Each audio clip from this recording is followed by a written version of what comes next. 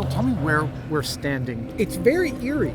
It's a spooky place to be standing. I mean, there's like containers and trucks and people moving around. Yeah. But like you look in a couple directions and it's actually kind of immersive. Yes, the thing with Ridley, he likes big sets. He wants to, he immerses himself in this area. Yeah. So he will always keep pushing for a bigger and bigger set. It probably started off this big. Yeah. And then we've gone He's right like up deeper. Deeper. Let's put more of these big blocks in. What's his reason that he wants so much set around the actors? I just think it's because it's real. He doesn't like too much CG work, although there's a lot of CG work. He'd rather get the depth of field, everything in camera if he can, and then just fill in with the CG effects. So your job as effects supervisor is to give him as much practical stuff as possible and be able to improvise while at the same time keeping an eye? Absolutely, yeah. I mean, again, Ridley is he's very well known for saying, yeah, I like this, but what about if we did this as well? So we have like 2 or 3 things up our sleeve just in case, in anticipation of what he might need. But yeah, he likes to keep us on our toes. And you were saying he likes rolling with the punches. Yes. We're standing on a set that got rained on this weekend, yes. So it wasn't supposed to have water. No, he'll adapt. He'll figure out some way of, there was a torrential storm, or he'll add rain to one of the sequences to make it work.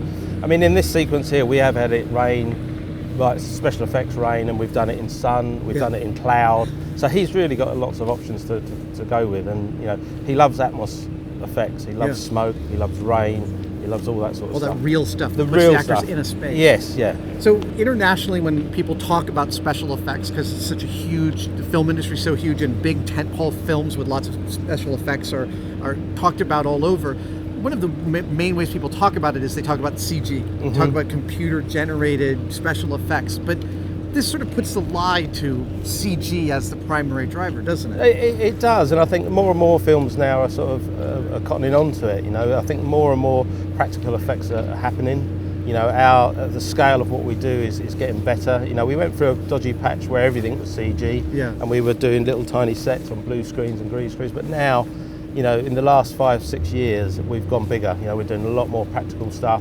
We've got a big gimbal that we're shooting today over on the other set there, and it's 18 meters long by 10 meters wide. It's a massive set, and it gives Ridley a great playground to working platform to shoot a big action sequence on. So, given all the planning that it takes to build these giant set pieces, there's still room for improvisation? Yeah, absolutely, yeah, because sometimes things might not go according to plan, sometimes something's not ready in time, and then Ridley has to figure out a way of, or we help him as well, come up with ways to shoot it in different ways. So he might look at something and say, I don't want to shoot this way, I want to shoot that way, can you dress this? Yeah, he'd say, can you take that and that over there?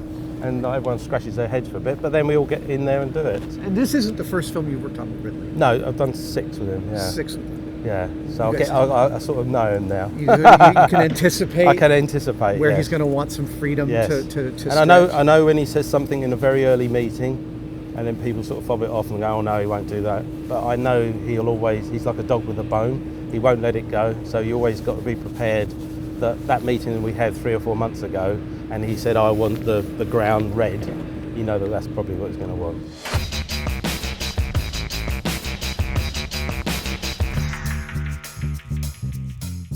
This is our fabrication area. We make all the stuff, the soft muscles and everything. Wow. And in here we have our finishing room. This is, we've got a lot of eggs going on at the moment. They're so beautiful. So we've got some that are open, some that are opening, as you saw, and just closed eggs. Can I touch? Yeah. Oh, it's fiberglass. So these are fiberglass, and the guys, we've sort of built up layers, of, latex, and they'll have goo, and absolutely gorgeous. What is this? Is this lunch? Oh. Wow. Oh my God. So again, that's all printed individually, and then the guys have sort of stitched it we've fabricated over the top of that with latex and sort of broken it down. Beautiful. Damian, you've worked on a whole bunch of films, and every film brings skills and materials that you know about, but there's always probably innovation and new things you're bringing to the table, right? Absolutely. So what was the innovation brought about for Alien Covenant? For me, this is our first sort of exposure and practical application to the 3D printing, the world of 3D printing, and just how far it's come. And this is a slice of an alien egg, and it's 3D printed. It is, yeah, it is. So that's insane. That started as a model done in ZBrush, and then it was done in the segments, and so you're limited to bed size. So, right, so this was printed to here. Okay, and right. I had to do a join. You can see that join. These pieces over here are for later. For later, more yeah. So parts these of will be this? different segments of the egg, That's which will need to be incredible. joined, and then.